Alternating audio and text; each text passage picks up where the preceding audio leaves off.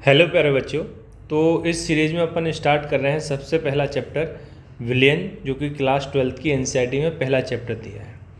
इस सीरीज़ में अपन जो चैप्टर्स पढ़ेंगे वो प्योरली बोर्ड एग्ज़ाम के आधार पर बनाए जाएंगे। इनके लेक्चर मतलब बोर्ड के पेपर के हिसाब से पढ़ाया जाएगा, जिसमें एमपी बोर्ड और छत्तीसगढ़ बोर्ड को ध्यान में रखते हुए, और इसके साथ साथ इसमें एनसीईआरटी भी अपन पूरा कवर करेंगे। यानी बोर्ड के बच्चों के लिए ये ही मैं बना रहा हूँ वीडियो। बाकी लोग देख सकते हैं अगर उनको एनसीईआरटी कवर करनी है तो। अब इसमें अपन सबसे पहले बात करते हैं इसकी परिभाषा की कि विलयन क्या होता है। तो विलयन किसे बोलते हैं? दो या दो से अधिक पदार्थों के समांगी मिश्रण को विलयन कहते हैं। इसका मतलब क्या है कि जैसे अपन ने एक क्या लिया, कंटेनर लिया, ये टब ले लिया। अब इसमें क्या है कि अपने पास पहले से पानी है और इसमें आपने क्या किया, NaCl और मिला दिया। इसमें क्या किया, NaCl और मिला दिया। तो जब NaCl मिलाया तो इसमें पूरी तरीके से घुल जाएगा। इस तरीके से NaCl क्या होगा, पूरी तरीके से घुल जाएगा। तो अब अपन से बोला गया भैया इसमें से मिलाने के बाद ना NaCl अलग कर दो। क्या अपन अलग कर सकते हैं? नहीं कर सकते। तो ऐसे ही मिश्रण को अपन क्या बोलते हैं, समांगी मिश्रण बोलते हैं। अब आप इस पानी में से चाहे तो 1 ml पानी बाहर निकालो, चाहे 5 ml पानी बाहर निकालो। अगर मान लिया टोटल इसमें 10 ml पानी है तो 5 ml बाहर निकाल लिया, 5 बचा, तो दोनों में नमक का जो टेस्ट आएगा वो तो बराबर आएगा। तो बस ऐसे ही विलयन को अपन क्या बोलते हैं, समांगी मिश्रण बोलते हैं। तो यहाँ क्या लिखा है, समांगी मिश्रण का अर्थ है कि विलयन के हर भाग का संगठन और गुण समान होते हैं। जैसे पानी में चीनी घुलने पर घूंट बराबर मीठा रहता है। मतलब यहाँ चीनी का एग्जाम्पल लिया है, मैंने NaCl का दिया। क्लियर? अब जो विलयन है इसमें अपने पास विलयन में दो चीज़ें होती हैं, है ना, विलेय और विलायक। तो अपन आगे आते हैं विलयन पर, विलेय और विलायक। ये नोट में पॉइंट लिखा है कि विलयन के कणों का आकार बहुत छोटा होता है, 1 नैनोमीटर से 10⁻⁹ मीटर तक होता है, नैनोमीटर तक 10⁻⁹ नैनोमीटर तक होता है। इन्हें सूक्ष्म दर्शी से भी नहीं देखा जा सकता। ये इतना इम्पोर्टेंट नहीं है नोट, है ना, डेफिनेशन थी। अब मेन अपना यहाँ से चालू होता है।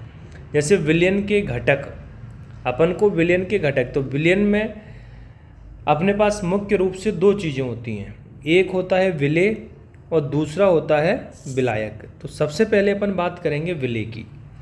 विलेय क्या होता है? जो घटक कम मात्रा में होता है जिसे घोला जाता है, मतलब जो कम मात्रा में होगा उसे विलेय कहा जाएगा। जैसे अपन ने एग्जाम्पल लिया था किसका, NaCl का और पानी का, मतलब पानी मतलब H2O। तो जब NaCl और H2O का जब अपन ने एग्जाम्पल लिया है तो इसमें जो है, जो कम मात्रा में अपना क्या है, बोल दिया कि 1 ग्राम क्या है, NaCl है, 1 ग्राम NaCl है और 20 ग्राम क्या है, पानी है। तो इसमें कम मात्रा में कौन है, NaCl है। तो NaCl यहाँ क्या हो गया, विलेय हो गया, पानी क्या हो गया, विलायक हो गया। एक बात का ध्यान हमेशा रहे, अपन डेफिनेशन लिखने के लिए आएगा, परिभाषा लिखने आएगी तो बोलेंगे जो कम मात्रा में होगा वो विलेय, ज़्यादा मात्रा में होगा वो विलायक। लेकिन अगर ये तभी तक वैलिड है ये डेफिनेशन जब विलेय और विलायक दोनों की फिजिकल स्टेट सेम हो।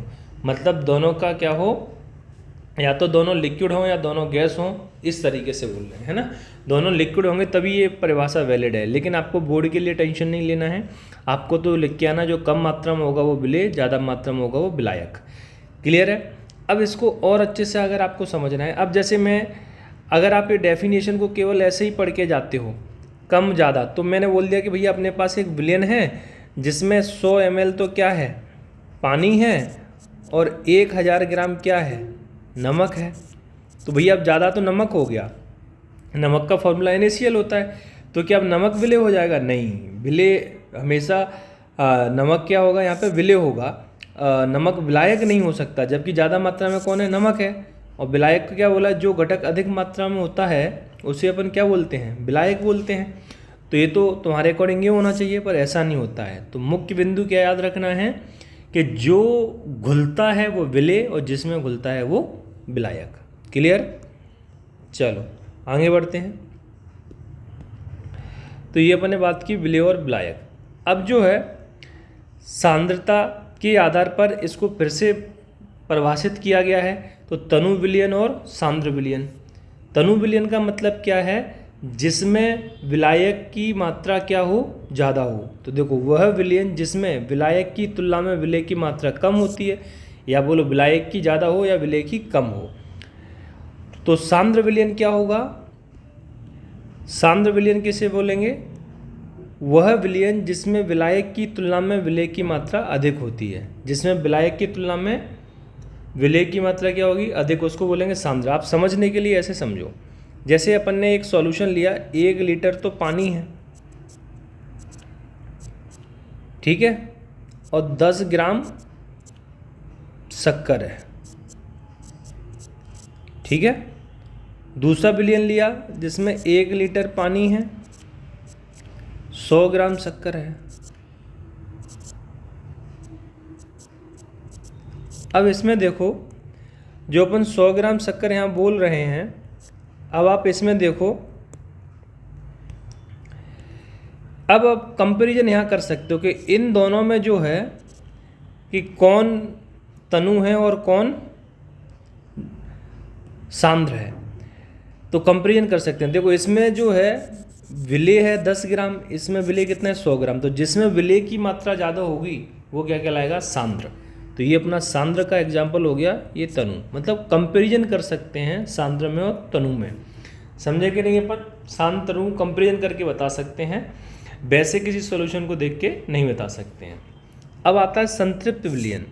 तो संतृप्त विलयन किसे कहते हैं, किसी निश्चित तापमान पर बना ऐसा विलयन जिसमें विलेय की और अधिक मात्रा नहीं घोली जा सकती, संतृप्त विलयन कहलाता है।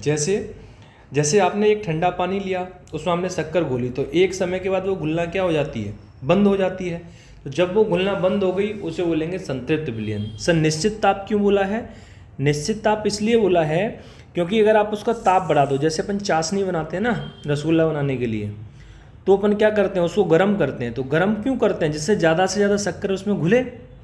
समझे कि नहीं। तो अगर आपने तापमान परिवर्तित कर दिया तो वो संतृप्त नहीं कहलाएगा ना, फिर और चीज़ें घुलने लगेंगी। तो इसलिए ये निश्चित ताप पे देखा जाता है। निश्चित ताप मतलब फिक्स ताप पर, निश्चित ताप पर बना ऐसा विलयन जिसमें विलेय की और अधिक मात्रा नहीं घोली जा सकती। तो असंतृप्त विलयन क्या हो जाएगा, इसका जस्ट उल्टा। इसमें देखो असंतृप्त विलयन में ऐसा विलयन जिसमें उसी ताप पर विलेय की और अधिक मात्रा घोली जा सकती है, अति संतृप्त विलयन कहलाता है। जैसे मान लो पहले 1 गिलास पानी लिया, उसमें 10 ग्राम तुमने शक्कर घोल दी, तो भैया 10 ग्राम से ज़्यादा घुल जाएगा। अब मान लो उसमें शक्कर घुल सकती है 15 ग्राम, तो वो कहलाएगा असंतृप्त। अगर मान लो 1 गिलास पानी लिया, उसमें केवल 15 ग्राम शक्कर घुल सकती है, तुमने 15 घोल दी, तो वो हो गया संतृप्त। बस ताप क्या होना चाहिए, फिक्स। क्लियर है। चलो अब आता है इनका क्लासिफिकेशन अवयवों की भौतिक अवस्था के आधार पर। तो विलयन और विलायक की ठोस, द्रव या गैस के आधार पर 9 प्रकार के होते हैं अपन, लेकिन इसमें बात करेंगे जो अपने लिए इम्पोर्टेंट है बोल्ड पॉइंट ऑफ व्यू से। तो यहाँ पे मैंने देखो एक चार्ट बनाया है, टेबल बनाई है, विलायक, विलेय, विलयन का प्रकार और उदाहरण। तो अपन ने मान लो विलायक लिया गैस और विलेय भी लिया गैस, तो वो विलयन का प्रकार क्या कहलाएगा, गैस का प्रकार। जैसे वायु का मिश्रण, वायु में क्या क्या होता है, N2 होता है, O2 होता है, हीलियम गैस होती है। तो ये गैसों का मिश्रण हो गया ना।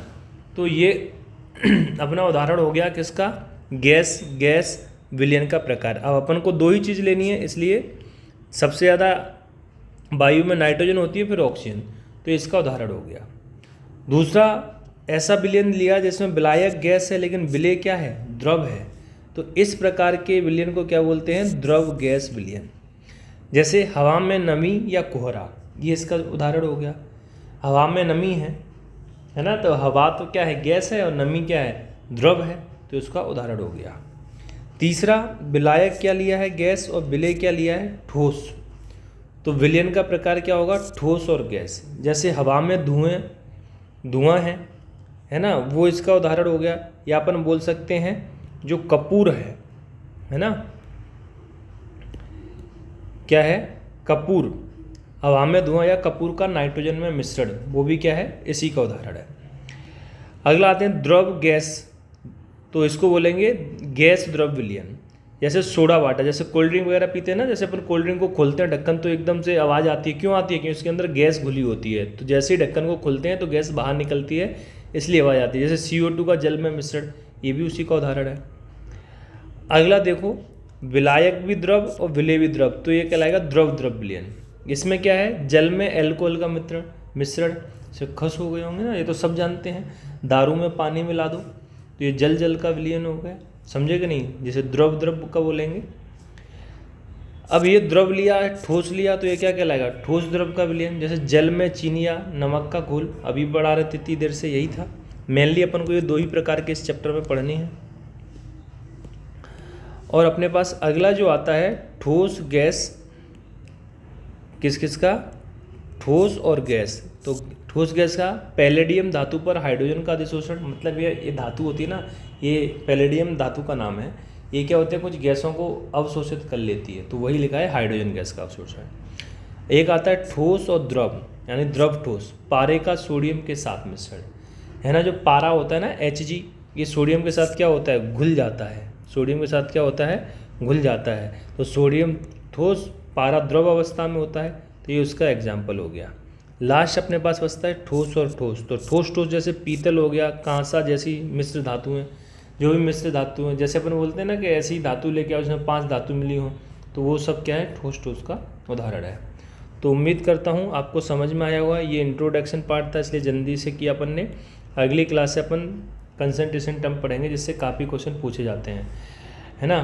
तो आप मेरे को कमेंट बॉक्स में कमेंट करके ज़रूर बताएं कैसा लगा तुमको, अगले टॉपिक पे कौन से टॉपिक पे वीडियो लेके आए। Thank you.